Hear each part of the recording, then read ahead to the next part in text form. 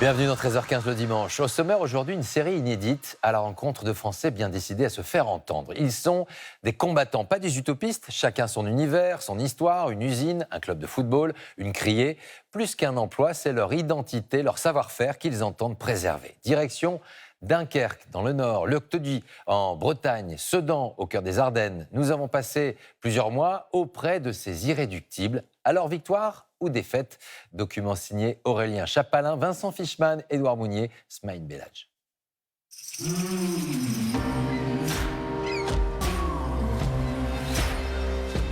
C'est triste comme spectacle. Depuis des années et des années, on veut réduire l'effort de la pêche en France. Ils ne se rendent pas compte du nombre d'entreprises qui vont y laisser leur peau. Ils ne se rendent pas compte. Et il faut se battre ensemble. Et là, on réussira. Si on reste chacun dans notre coin... À l'autre bout de la France, c'est un petit port breton qui est dans la tourmente.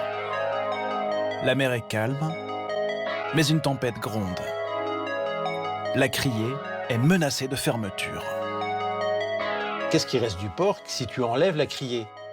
Ce qui sera cassé ne sera jamais reconstruit. Il faut absolument qu'on se batte pour préserver ce port. À la suite de cette casse-là, rien ne reviendra et ce sera la mort du port. J'ai pas envie demain d'aller dans une autre commune, déplacer mes enfants de l'école, hors de question. C'est à peu près 300 emplois qui sont concernés. Il y a une casse sociale qui est liée et inhérente à ça, qui est catastrophique en fait. Ce gâchis, c'est ça qui me fait bouger en fait. Une vague d'inquiétude déferle sur un petit port breton.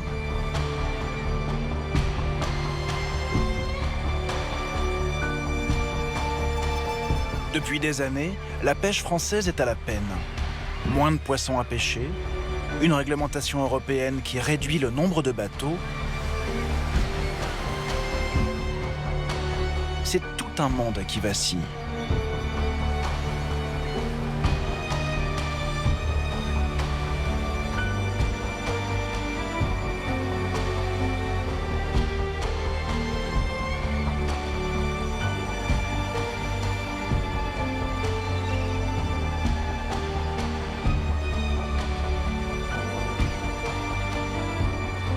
Ça rappelle toute une histoire on va dire, de la pêche qui a eu une époque flamboyante où on construisait beaucoup de bateaux. Et là, on voit le sort qui leur a été réservé. C'est triste comme spectacle parce que depuis des années et des années, on veut réduire l'effort de la pêche en France. Il y a un an, il y a eu un plan de casse qui a été assez dramatique chez nous et qui a fait se poser la question du maintien des criées, notamment à Leuctudie.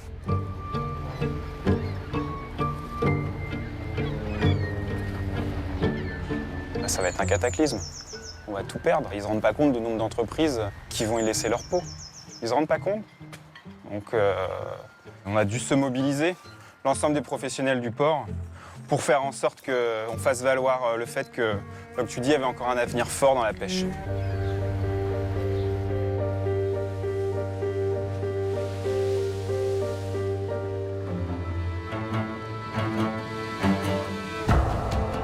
Mais certains y croient encore, au point de se lancer dans la profession, malgré les vents contraires.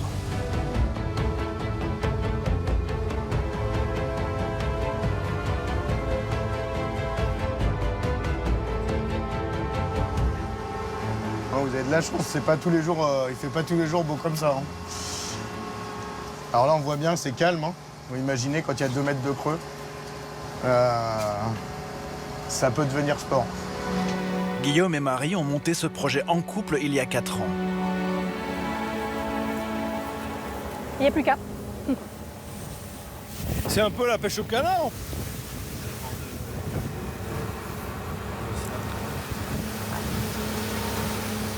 Tu vois, en fait, naturellement, c'est un animal social, la moule. Ça pousse ensemble. Et quand elles sont toutes seules, elles dépérissent. Donc, voilà. C'est des HLM de moules.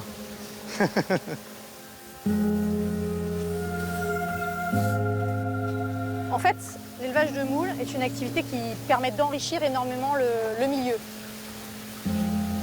C'était impensable pour moi de m'installer et faire un projet d'entreprise sans qu'il y ait un effet vertueux sur le milieu, quoi.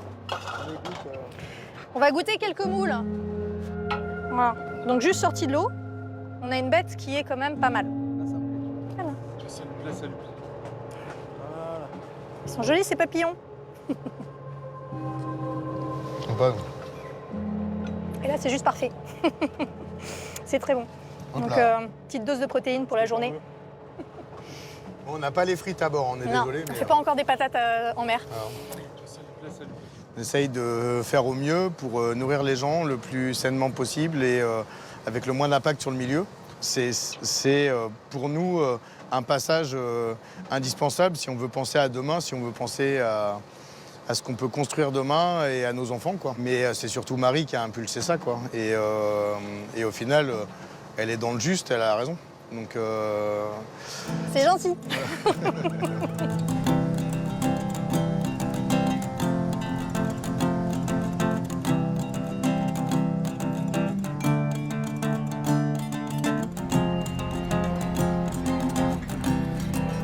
L'avenir des pêcheurs de l'Octudie s'est obscurci il y a 1 an et demi, lorsque la Chambre de commerce a annoncé sa volonté de fermer la criée, faute de rentabilité.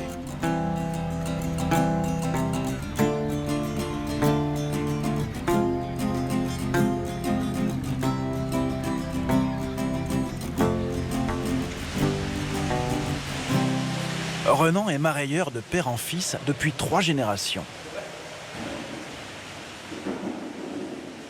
À quoi ça sert une criée? Ça sert à vendre le poisson aux enchères, tout simplement. Là, il n'y a même pas besoin de vérifier, c'est du poisson superbe.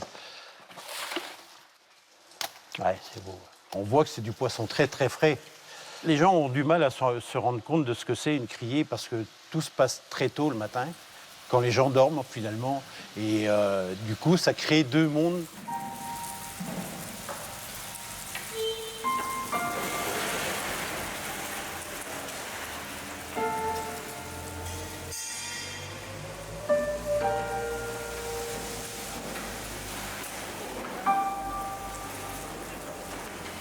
On voit la perte de la criée de l'Octudie au-delà de notre propre intérêt, si tu veux.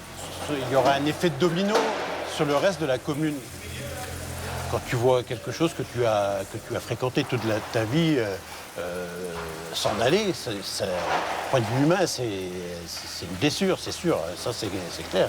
J'ai pas envie d'être blessé, donc je vais encore me battre pour la garder. Voilà. Ouais. Bon, c'est bon? T'as fait le tour? C'est bon. Okay. S'il se bat, c'est surtout pour son fils Alexandre. Là, on arrive chez vous. Ouais, dans la poissonnerie. Là. Collé à la criée, en fait. Il n'y a pas beaucoup de distance. Et alors, c'est comment de travailler avec son père? Ça va. On s'entend bien, non? Ça va, ça se passe bien. On s'engueule rarement, mais on se fait des remarques. Ça arrive. Mais on se fait des remarques. C'est normal. La nouvelle génération, là, elle est plus intelligente. C'est plus carré, c'est plus intelligent. Nous, on était vaillants, mais voilà. Mais on a fait le job. Le poisson débarqué le matin même est vendu aux enchères. Là, la vente commence, on va arriver juste bien. T'as la connexion? Ouais. Ouais, moi je sais pas. Et c'est parti.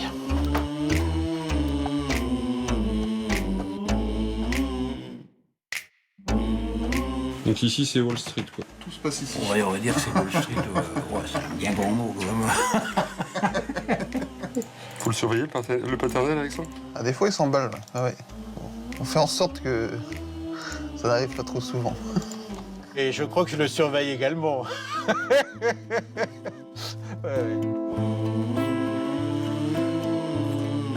On voit qu'on est quand même studieux. On oscille à peu près entre 800 kilos et 1 tonne de poisson tous les jours. 3 000 à 4 000 euros à peu près, quoi. C'est ce qu'il nous faut, à nous, petits, pour pouvoir tourner. Et ça devient de plus en plus difficile de les trouver. Mais bon. Moins de poissons et une concurrence accrue de la grande distribution. Ils ne savent pas s'ils pourront s'en sortir. En sera-t-il de même pour la criée ?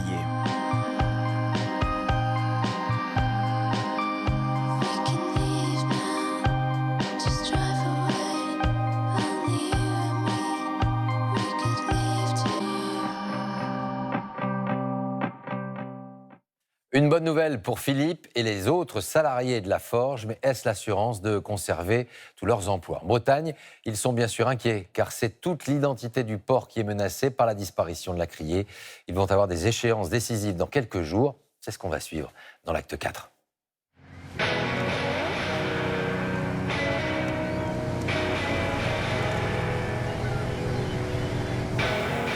Contrairement à ceux qui ont connu l'âge d'or de l'Octudie, Guillaume, lui, a pris la mer dans un contexte de morosité.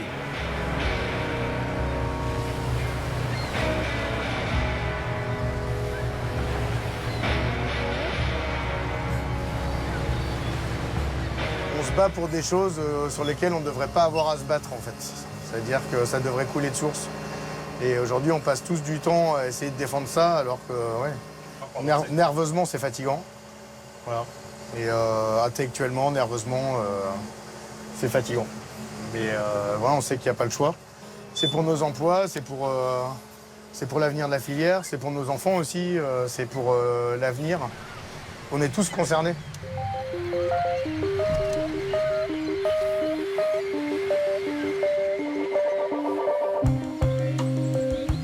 Depuis des mois, Guillaume s'est engagé dans la défense de la criée. On va reprendre par date.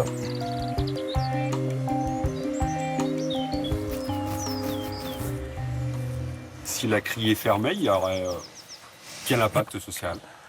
C'est la seule industrie, en fait, entre guillemets industrie, parce que c'est artisanal, qui fait vivre ce territoire aujourd'hui. C'est à peu près 300 emplois qui sont concernés sur la commune. Voilà.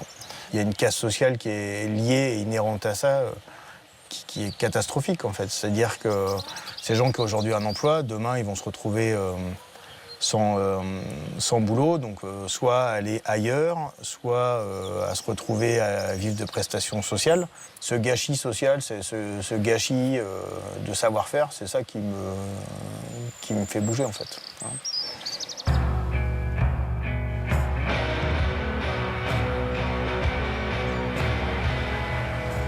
Ludovic est issu d'une famille de pêcheurs. Il n'aurait jamais imaginé voir l'Octudie dans un tel marasme. Ici, on est à l'Odonec, la plage de mon enfance, tout simplement. Là où j'ai grandi. Je disais toujours, ici, on ne mourra jamais de faim. Même celui qui n'a rien à manger peut venir sur les rochers, ramasser des birnigues, ramasser des bigorneaux, et puis il aura à manger.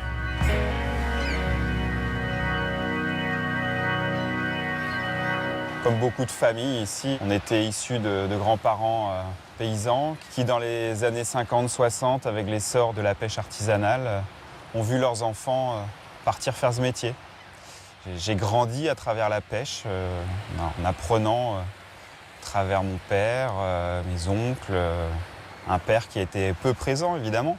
Voilà, il avait son propre bateau, ça dégageait énormément de fierté. Et puis, la mer nous a beaucoup donné et c'est pour ça qu'on la garde avec un respect énorme.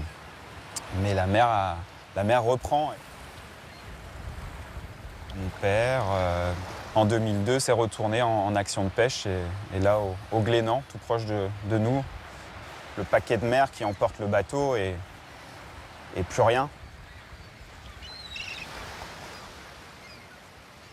Les hommes ont sacrifié leur vie pour faire vivre cette économie aussi. Et on le respecte.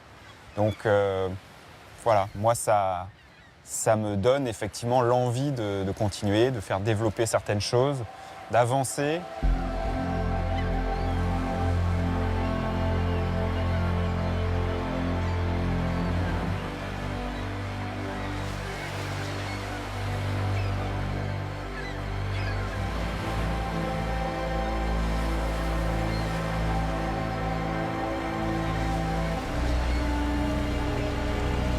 Pour beaucoup d'habitants, la Criée est plus qu'un marché. C'est le cœur battant de la ville.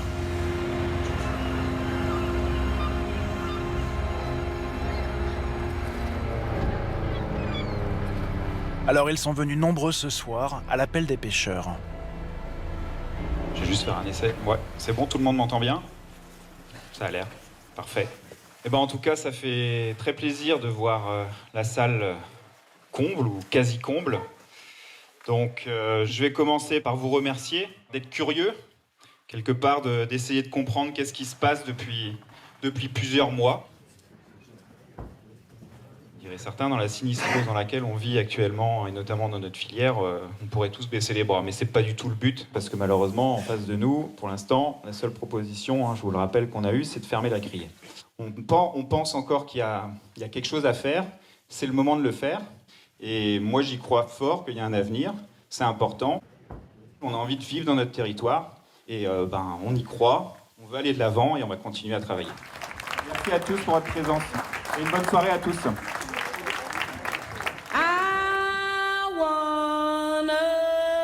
Sunday kind of love, a love to last past Saturday night, and I Malgré la menace qui plane, Guillaume et Marie ne regrettent pas leur choix. Il était chef d'entreprise dans l'informatique et rêvait d'une vie au grand air. Les amoureux ont tout plaqué pour mettre les voiles. Je lâche quand t'es OK, quoi. Ouais, vas-y. C'est bon?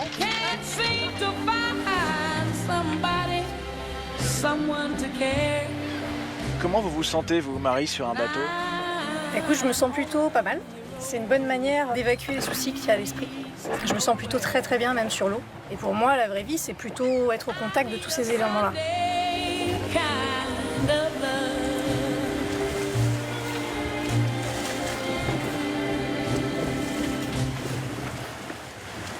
Moi, j'étais ingénieur écologue dans une collectivité territoriale.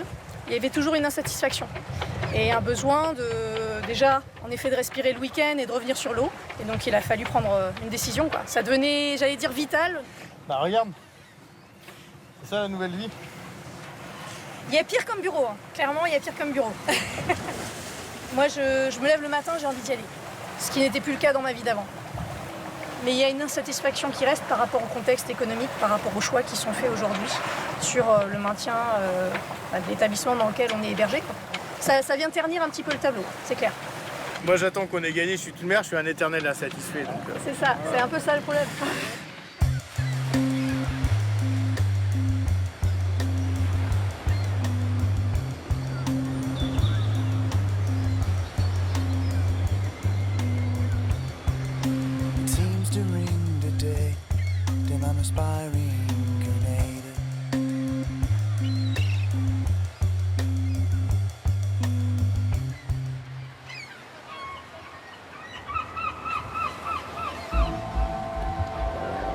Une réunion importante pour la survie de la criée se tient aujourd'hui sur le port.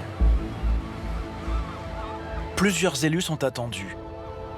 Les pêcheurs espèrent pouvoir y assister. On est parti.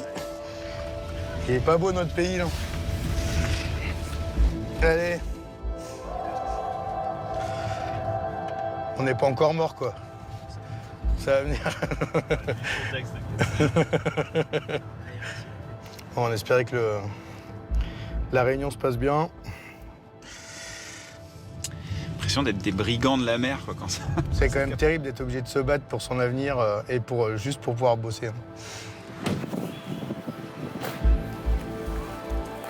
Ça va, salut. Ouais, bien. Oh, ouais. C'est quand même terrible, 62 ans presque. Je suis obligé d'attendre le bon vouloir de 3-4 personnes pour connaître mon destin. C'est quand même... j'aurais jamais cru vivre ça, tu vois. Ils espéraient pouvoir plaider leur cause, mais la réunion se fera sans eux.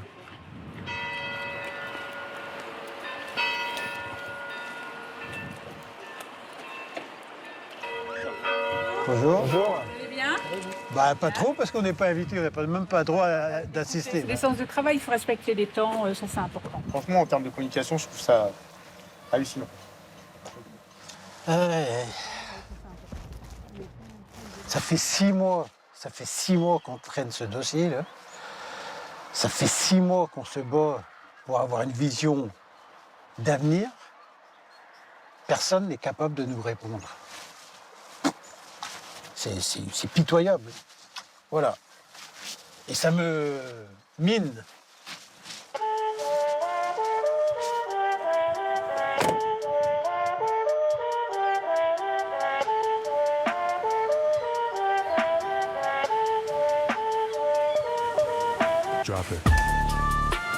La criée sera-t-elle sauvée? Personne ne le sait, mais en attendant, il faut continuer à travailler.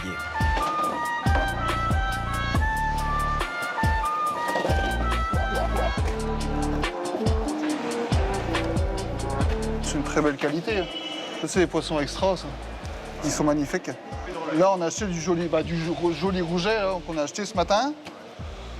On a acheté aussi du turbo là, qui est super sympa. Là. On a eu du joli taco. Là.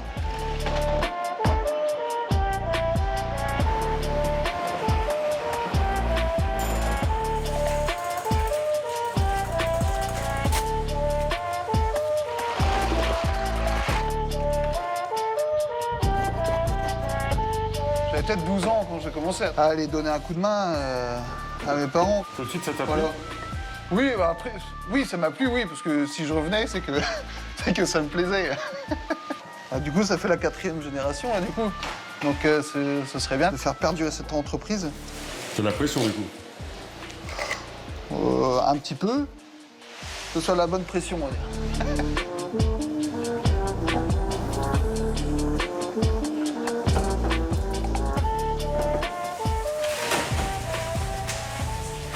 Moi, j'ai eu la chance d'avoir mes enfants qui sont venus travailler avec moi, donc ça me donne du baume au cœur. Et puis, ça me donne envie de bosser, quoi. Je m'inquiète un petit peu, évidemment, parce que la situation, pour Alexandre, ça ne va pas être forcément simple. Mais ça ne m'empêche pas de dormir, parce que je connais les qualités qu'il a, lui, notamment les qualités de travail. Ouais, puis tu vois très bien, je pense aux jeunes, quoi. Bon, il n'y a pas que mon fils, il y a plein de jeunes là, qui sont dans ce métier, des jeunes marins. Ici à l'Octudie, il y a plein de jeunes marins qui se rendent peut-être pas compte qu'ils vont perdre l'outil de vente ici. L'outil de vente, c'est primordial. Il faut que les ventes soient maintenues. C'est capital.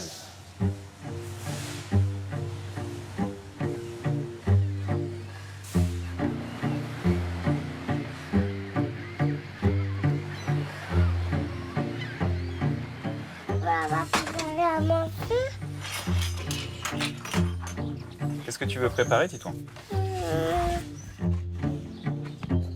C'est plus là.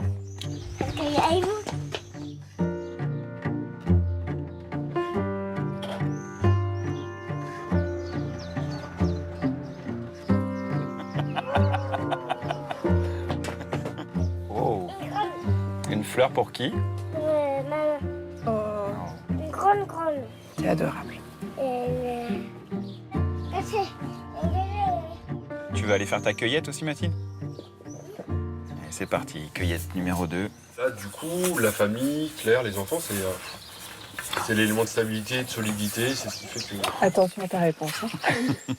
Non, la famille, c'est hyper important, le fait de s'assurer que tout le monde arrive à grandir, à s'épanouir, à vivre sereinement, c'est primordial, c'est sûr. Est-ce que toi, tu te sens associé à ce combat-là? Complètement. Complètement, parce que c'est quelque chose qui le touche profondément. Et puis, l'Octudie, c'est une ville que je connais, c'est ma ville de cœur depuis que je suis toute petite. J'ai le souvenir d'aller voir les bateaux quand je suis petite, d'aller voir la criée du soir. C'est l'identité, on parle d'identité de l'Octudie, là. Vous imaginez vos enfants un jour partir en mer, partir à la pêche?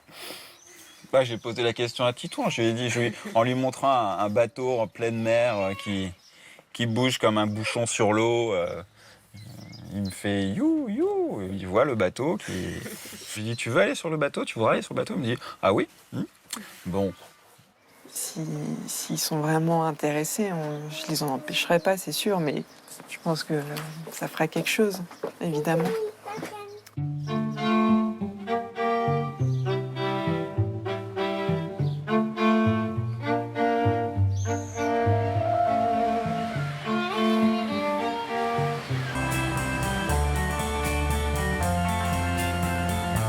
Maintenant, où est-ce qu'on en est alors de ce combat-là, de l'Interpro?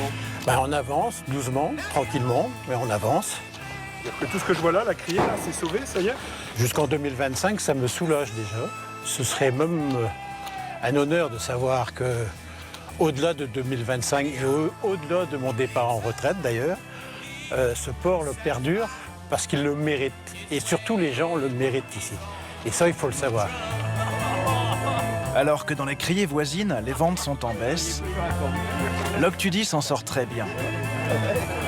Une belle récompense pour ceux qui se sont battus.